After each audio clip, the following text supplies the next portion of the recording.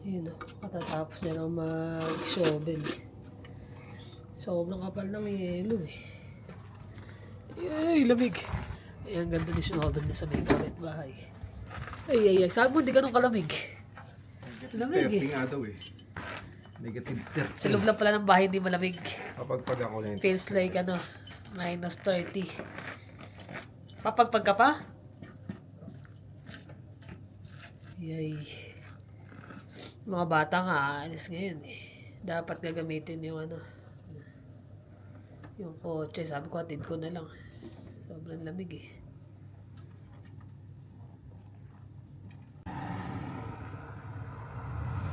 Siya napapagpag na. Nakamalis kami mamaya.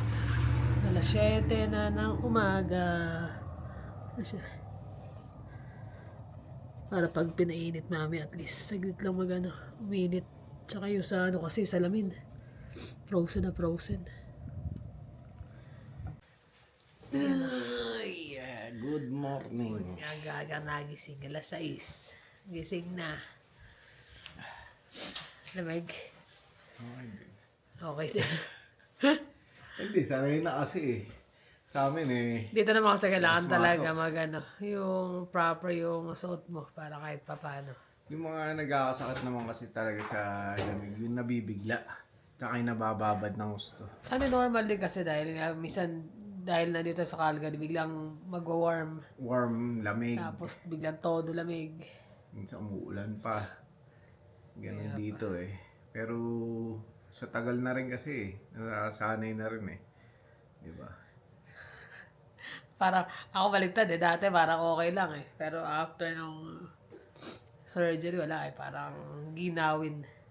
Samantalang doon sa dati-dating tinitiran doon sa small town, talagang pag lumapag ang snow, wala na. Hindi na matatanggal yun doon. Swerte na pag nag-minus 15 pag winter doon. Dito, natutunaw pa lahat yung mga na yan eh. Dahil sa Chinook, di ba? Doon pag straight, minus 20, dire-diretso yun. Saka sakit din ulo mo no, pag may Chinook. Oo. Ganun nga doon sa balita eh. Pero ngayon wala. Dahil nga siguro sa dati, kahit lumabas ako, ubod ng lamig. Walang gloves, walang bonnet, tas ang jacket lang. Signs of aging yan. Eh, si Jonas naman kasi hatid ko sila sa Tayo na. Sama ka? Hatid namin sila sa sa Horizon Mall. Kasi kahit dito sa deck eh. Kasi yung kotse. Takot na yung yellow. Pag hinayaan mo kasi mag-melt lang yan. Titigas. Yun na yung magkuya. Kinakain yung tirang onigiri. Almusal nila. Kasi punta na sila sa kanilang Pokemon. Ito yung mga pambenta. Okay man.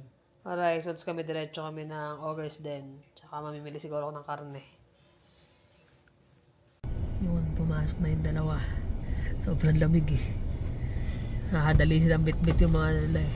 Sarado pa naman yung mall, pero open na yung gantong oras para dyan sa mga vendor. Yan, empty pa nga yung garage eh. Ay, yung parking.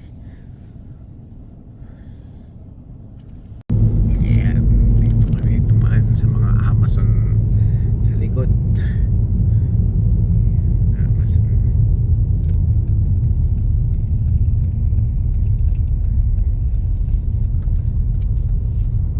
Puro Amazon warehouse dito. Dati may mga pa rito eh. Treasure Treasurean to lahat. Treasure sarado na. Maganda rin mamili ron eh, no? Oo. Yung mga simpleng Mga warehouse na to eh. dami, puro Amazon. Ang sikat ng araw, pero malamig.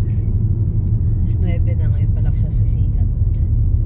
Pag winter naman talaga late na eh.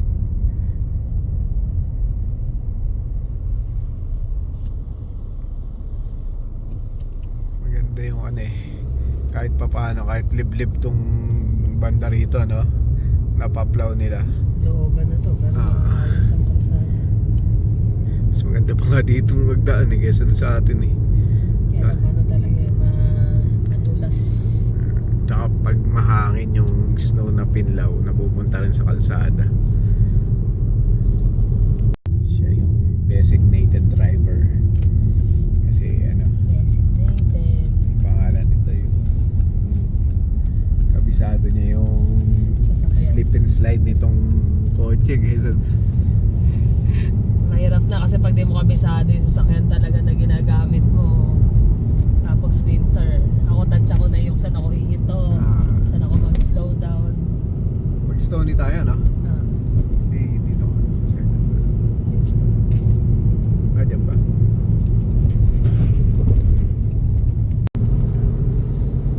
Ganda na, pasikat na ng araw. Pero makakita mo yung cloud eh. Puno pa rin eh, no? Marami pang ibubuhos yan. Yan. Punta tayo ng ano, ng grocery tsaka dun sa may card shop sa Augers din. Malapit na kasi yun sa mga grocery dun. Katabi lang nung meat shop actually. Yan lang, nasa harap tayo ng Puro puti. Kahit saan ka pumunta. Puti. White Christmas. Eh yung ano, yung Chinook ko. Yun gumuguhit Nakita niyo yung guhit na yun sa langit. Yun yung Chinook, kaya medyo nagwa-warm. Medyo nag-warm ngayon eh. Compare kahapon na ubod ng lamig. Hindi nawala yung lamig. Minus feels like 31. 31. So yun, laban lang. Ganyan talaga yung buhay dito eh. It's normal eh. Kahit naman saan may mga kada winter namin, lalo ang haba ng winter dito sa Canada. kahit saan may mga pagsubok talaga ang ang buhay eh. Kahit saan ka mapuntang bansa. Ito yung kapalit ng nung mas maginhawang buhay na namin. Sa Pilipinas, Baguio, Japan, Lindol. Dito, Pilipinas, lahat na yata eh. Lindol, Baguio, snow wala. Kaya naman sa Pilipinas mag-snow.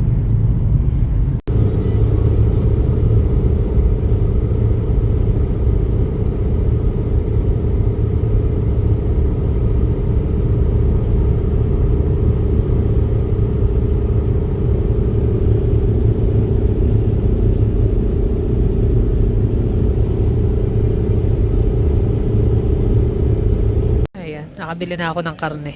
Ito, dito lang sa kabila to. May pili na siya ng mga cards. May isang peraso, 100. Doon sa harapan ang mahal. Lala rito.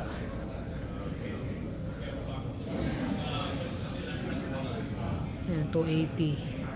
Dark Ritual, 320. Meron kasi dapat yung community, ano yun? Parang bazaar nila ng mga magic cards. Eh wala pa raw. Baka mamayang hapon pa yung mga yun.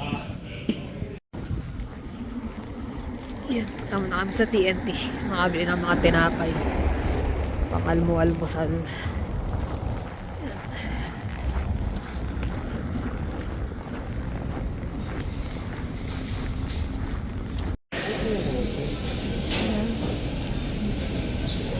Dami mga bibili rito sa TNT ng mga ready na pagkain.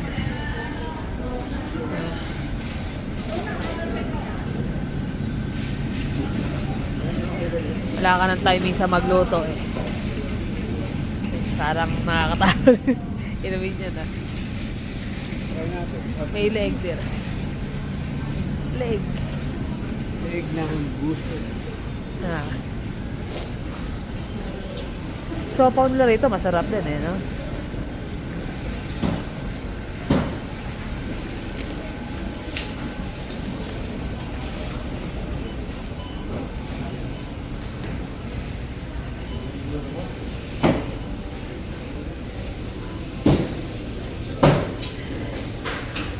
Tayo rito. Pili na. Mga pang merienda tinapay pag after ng trabaho. Yung putok. Gusto mo? Doon sa kabila yun.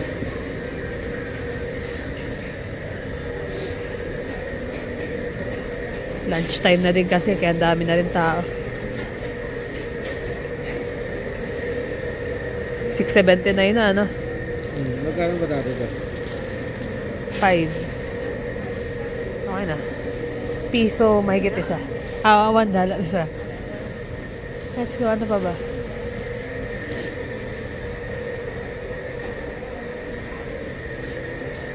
Kano crinkle sila. 5.49. Pag gumawa kayo, isang bulto eh. Oh, ilang piraso lang. Aling mari pala yan. Aling Mary's. Ay. Pala siya.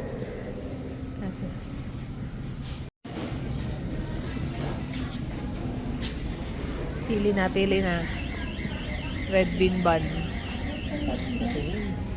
Ayaw mo? Oo na ako dito. Putok lang. Dumayo pa tayo TNT. May mga ano pa dito. Ano? Pamili ka. Ganda, no? Yan o, 247. Mura yun, ah. Mura yan. May tipas Sopia. Buenas. Pero hindi yata ito yung tipas talaga, no? Ano yan? Buenas eh. Buenas. Ano ba yung ano? Di ba tipas? Tipas talaga yung brand nun, di ba? Meron ka pa ba nito? Wala na. Multi-sage. Baka pwedeng ano, mix and match na. Siguro. Mix and match yan. Ano yung isa? Yung pancake? Seafood pancake. Ano ba yan? Di ba seafood din yan?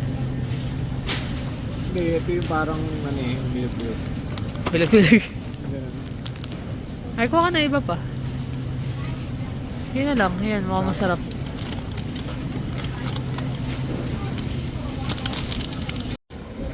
Ayun o.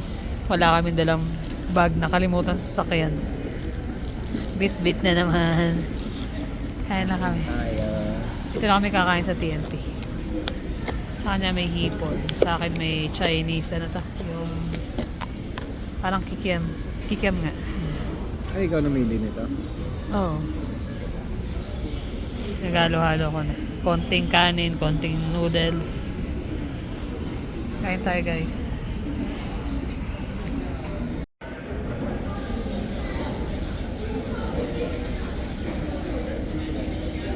Tapon siya ng basura. Gamit yan yung sapatos niya eh. Ano? Busog na. Saan? Sold na. Lalabas tayo. Aga kasi nagising eh. Alas 6 eh. Tulog kami mga 1:30 na. Alas 6 eh. Magpapala na eh. Sabi ko matulog na. Matulog muna. Ayaw eh. Hindi na ako sinantok eh. Bukas pa naman pang umaga ako. Gising na naman ako ng maaga. Ano? Let's go. Ang lamig. Parang nakakatamad na pumunta ng superstore. Ba kailangan ko dun? Naisip ko tuloy eh. Ano? Ito ba na? Next week na lang. Ha? O mabibili mo rin sa ano? Next week na lang siguro. May mga pailan-ilan pa naman. Ito may bean sprout pala. Dito ako bibili. Tayo mo ako. Ito na yung mga nabili kong karne. Mura talaga sa Wahing eh.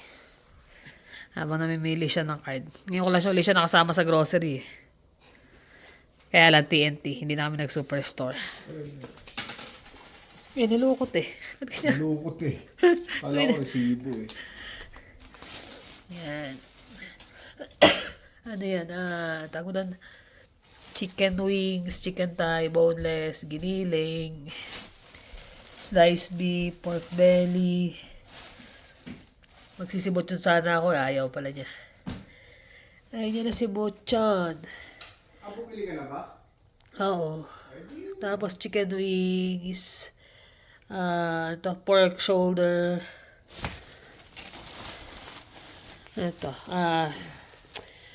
Ito, boneless beef shank. Saka pork hock. 169. Madami na yan. More than 2 weeks na namin yan. Ito pa yung nabili ko sa TNT. Nabili namin sibuyas, green onion, sitaw, leeks, toge. So, mga pang ano na lang to. Pang madali ang luto. Dumpling. Tapos, seafood pancake. Okay, mushroom. Seafood. Talong. Tapos, nakakuha uli ako ng ano. Meron din pala sila ron. Yung miso soup. Isa tofu, isa wakame. Oo. Tapos, bumili lang ng udon noodles. Parang gusto ko stir fry na udon na may beef. Kaya meron akong slice beef eh. Tsaka yung Korean na fresh noodles. Try kong gawin yung napanood namin na black noodles. TLC. Bulgogi. Oyster sauce. Energen. Meron kaming Energen na chocolate din pero hindi inom ng mga bata. Mas gusto nila to eh. Vanilla. Matanda na dalawa eh. Baka may salita mga bata. Mga bata namin. Cheese. Tapos yan, yung tinapay na may pork floss at saka green onion. Tapos, putok. Tomochi na may sesame seed. Roasted na black at saka yung regular na sesame seed. Ito, parang tinapay lang na eh. Session yung ko, hawa-hawa. Kitang-kita pala hawa ng mga beets. Kahapon sa prep. Ay, ayan. Yan lang nabili namin. Hindi na kami ng Seafood City at saka ng Superstore. Kasi nga malamig. Nakatamad magpalabas-labas. Oras na. Yan na. Mag-1:30 na. Hindi pa namin na-adjust yung clock. Gandang gabi. Ito yung dalawa. Nakakain na kami ng hapunan. So, game night. Game night. So, bukas, pasok na uli. Pang umaga ako dahil may buffet kami. Nanonood nga ako ng Omni News Canada. Omni News Canada, yan. Mahirap bang humanap ng trabaho? Ang dami na naman kasi mga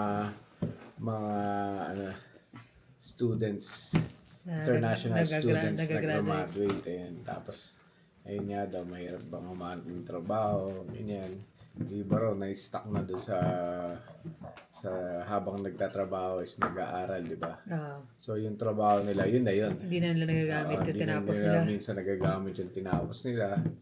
Yung iba naman, parang sa sobrang hirap, muuwi na lang. Pero marami yung mga lumalaban pa na naghahanap pa rin ng mga Siyempre, di ba? Hindi trabaho. biro yung ginastos sa rito. Magkano tuition, di ba? Magkano inabot yun sa'yo? So, hindi, sa kanya, mura kasi Ayo, Hindi yung PR international. na eh. Pero international is doble, di ba? PR Doble mga sa- pala siya nung time na yun. Sa kung ano yung tuition ng mga PR na. At saka, nung time na graduate ka nun, okay na yung nun. Okay pa yung yung mga Job market. job market maganda nun. pa.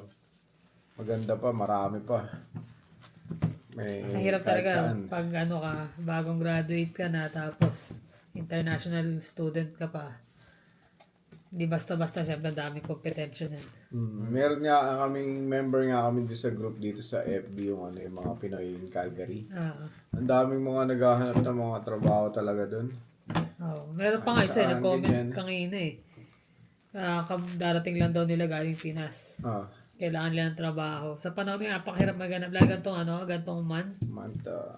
December, January, medyo mahirap talaga yan. Unless talagang hindi ka napipili kahit na Sa amin kasi, gaya na nung may hinayar na nakaraan.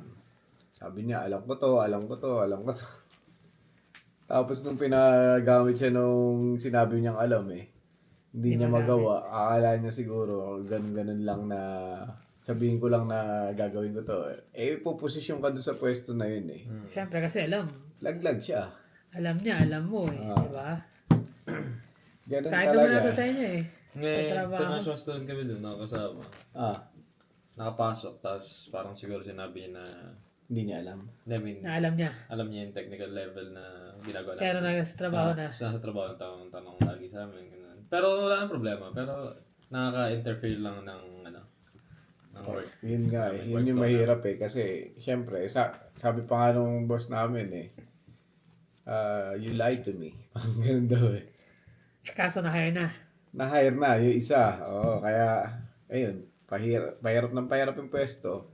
Kung ano-ano yung mga... Malalaman mo kasi kahit sabi yung Sa kilos experience. pa lang eh. Pero pag andun ka na mismo sa trabaho, malalaman mo kung totoo yung sinabi niya sa mga experience niya o hindi. Nung ako nun, nag-apply ako nun, di in-interview, panel pa yung interview sa akin nun, di ba? Sabi sa akin, kunin mo ba to nung sahod na to? Sabi ko, yung usual, yung pinanggalingan ko, mas mataas ng 3, 5, parang gano'n, no? $3. Sabi ko, siguro tatanggapin ko siya kung mas matataasan nyo. Sumuwi na ako. Pag uwi ko pa lang, nagbibihis pala ako, tinawagan na nila ako eh. Sabi niya, sige, bibigay namin sa yung sahod mo, pero pakita mo. O after 3 months, mas dinagdagan Pag pa. confident ka naman din kasi talaga sa Trabaho mo, alam mo kasi yun eh. Di ka kakabahan pag tinanong ka ng gano'n, masasagot mo ng Kaya nga yung mga matatagal na mga bata dun sa amin na tinuturuan ko, sabi ko, pag-aralan nyo, alamin nyo kung ano yung pressure niyan, alamin nyo kung ano yung mga meal niyan, kung ano yung sukat niyan. Hindi, wala. Basta pumapasok lang. Bahala kayo. Lalo ngayon, kumbaga, sabi nga namin, pag may trabaho kang maayos, sinasalaga natin sabi kay Jonas eh. Tsaka kay Jermaine. Pag nagkaroon ng trabaho ng matino, i-keep nyo lalo kung maganda. Maganda naman yung sinasahod nyo. Kay Jonas, fair naman ang sahod kahit pa paano eh. Wala ka pa kasahod yan sa... Sa amin eh. Maganda talaga yung sahod sa gobyerno. Oo. Kaya, Tsaka pati pension niya maganda pagdating ng araw. Yun yung mga bagay na dapat pinaplano mo mabuti lalo na pag mag-aaral ka pa lang. Alamin mo na mayroong papasukan na trabaho. Tsaka gusto mo yung trabaho na gagawin mo kasi kahit anong trabaho yan kung hindi mo gusto. Kahit na maging presidente ka pa ng kumpanya kung hindi mo lang din gusto yung ginagawa mo. Wala kasi minsan kahit nakatapos ka kung hindi mo naman ano yung trabaho, hindi mo gusto yung ginagawa mo. Hindi mo gusto, parang napipilitan ka lang kasi maganda yung sweldo. Darating din sa point na aayawan mo eh. Kaya nga si Jermaine yan, pa-start ng school yan sa January, alanganin yung start niya eh. Kaya sinabi namin, make sure niya talaga na yun yung gusto niya. Kasi siya naman ang magdadala, siya mag-ano nun. Siya magbabayad nun. Dito kasi ginagawang responsibilidad ng Maraming gobyerno. student loan talaga dito. Binibigyan ka talaga ng student loan para hindi ka maging pabigat sa mga magulang pero mo, di which ba? is okay kasi alam mo yun, nagiging responsable sila. Kasi after 6 months mo graduate, kailangan mabayaran mo na mag-start ka na maghulog ng loan. Natututong maging independent. Parang gano'n. Yes, si Jonas, di ba? 6 months after. Kaya naganap agad, kailangan maganap. Mauobliga ka talaga umanap. Hindi po pwede. Hayaan mo na muna. Hindi pwede yan. Sa Pilipinas, pagka-graduate, pahinga muna ako. Parang napagod eh. Sa taon muna, pahinga muna ako. Wala akong makakita. Pero grabe naman kasi rin ang aral sa atin eh. Ayun Bagay, lang. kahit naman din dito. Mas grabe sa atin, dear. mas Grabe sa atin. Lalo na yung pag sa hiring na. Salang ka talaga dun eh. Ang mahirap pa nga sa atin, minsan kung kailangan nasa magandang school ka eh. Di ba? Bukod pa dun, kailangan may kakilala ka doon sa kumpanya. No, tapos kailangan talagang mataas ang grade mo. Ay, naka. Wala eh, ganun talaga. Ganyan pa rin. Ganun pa man eh, kailangan laban-laban lang yan. Or Sa kasusuho mga bagong kasi. graduate. Si Joymaine ang isa sa mga matatamaan niya na after kung makatapos siya, yung hanapan ng trabaho. Kasi ngayon pa nga lang, challenging na eh. Challenging na eh. Depende yun sa sa mangyayari sa mga susunod na taon, lalo na sa immigration policy ng Canada. Lalo kung maging may regulate ng maayos kahit pa paano. Magiging maayos pati yung sa trabaho. Mas marami magiging available. Hindi eh. Ngayon, dagsa pa rin eh. Mahirap para maghanap talaga ng trabaho. Kailangan may kakilala ka, may recommendation. Malakas pa rin dito yung yung referral eh. Referral. Minsan, mas nila internal hiring muna. Hiring tayo, magpo-post sila, pero actually, internal hiring muna yun. So ngayon, kung wala, tsaka pa lang sila mag-source out sa labas. Kung talagang wala doon sa... Pero minsan kasi, ikaw, may kakilala ka, okay ba sa tingin mo? Mas kukunin yun. Diyan naman pumapasok yung ng mga Indiano. Kasi sila. lagi nilang nire-refer yung kahit na hindi nila hindi na kamag-anak. Kahit na hindi qualified sa position or hindi alam, sabihin nila, marunong yan, ganyan. Para lang ma-dominate nila yung market ng Totoo. trabaho. Ay, Kaya mahirap talaga. Ganun, kaso mga Pilipino, hindi basta-basta rin pag kailangan wag mapahiya. Parang ganun yung nangyayari, di ba? Pag nagpasok ako, kailangan wag mapahiya. kailangan sigurado, Sigurado. na maayos. Yung mismo magpapasok sa'yo, kaya mo ba yan? Gaganunin ka na agad nun Kasi tayo Pilipino na tayo eh. Gusto natin kapag nagpasok tayo, yung alam natin na hindi ka mapapahiya. May tayo, yung parang may tawag doon sa word na yun na Yung alam mong gagawin niya ng maayos yung trabaho, hindi dahil lang may kakilala. kaso yung mga pasok lang ng pasok. Talaga.